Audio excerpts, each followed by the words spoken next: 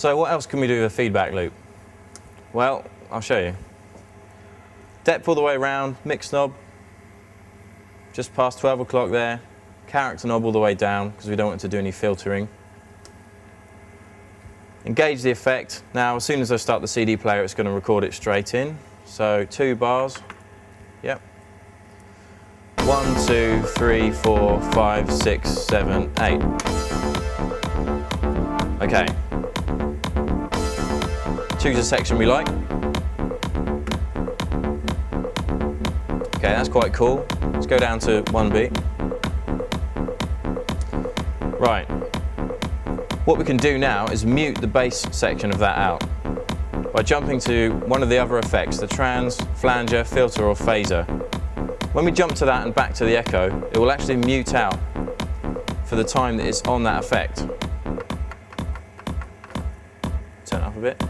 Now I've just got the kick drum left. So I'm free to mess about with that, do patterns and then leap back into the track.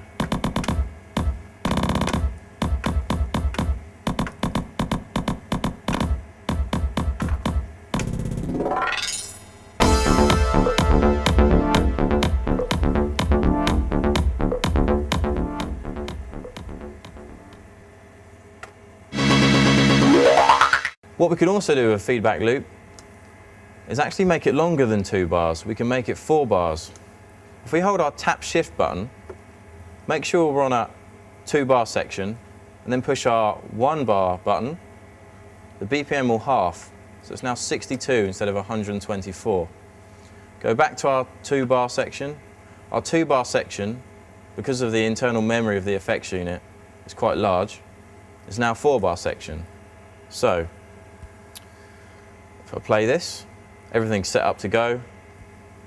Depth knob all the way around, mix knob just past 12 o'clock, effect engaged. It will record straight away. So now it's going to record 4 bars.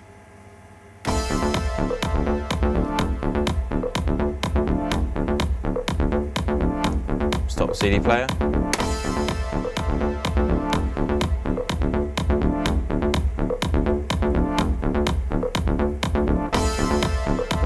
Tell that it's not quite in time there.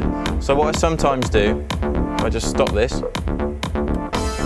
the way to completely stop a feedback loop, which is quite useful for emergency situations for when you mess up, is to switch the effect off, dive to one of the other effects, and back again. Now it's lost forever, but instantaneously.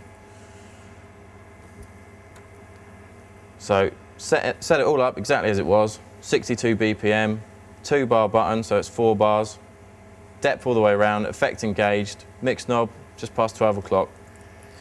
Now when we do the loop, we know that it doesn't loop quite right. Because we've halved the BPM, we've doubled the room for error in the loop. Now, there's a few things you can do to disguise the error.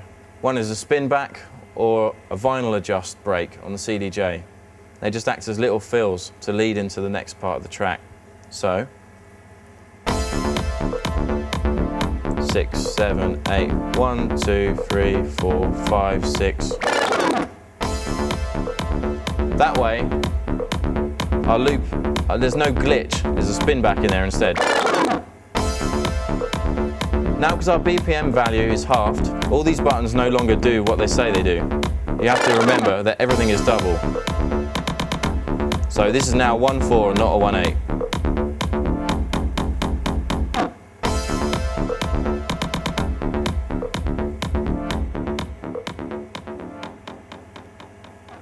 So now that we can do feedback loops, edit feedback loops, change the pitch of feedback loops, and half the BPM to change the length of the feedback loop, what else can we do?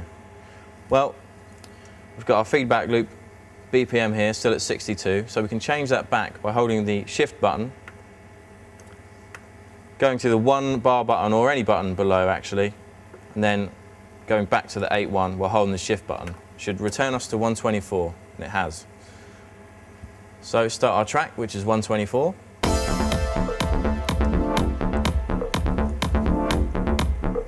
Now we've got an open feedback loop ready to go, but not on the channel where the track's playing.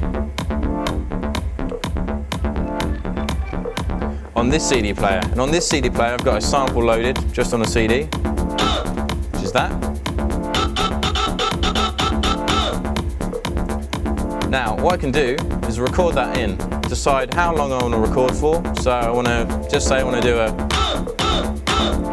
1 beat loop, select 1 beat as before, depth knob ready to go all the way around, dry wet knob, just past midnight, engage the effect, and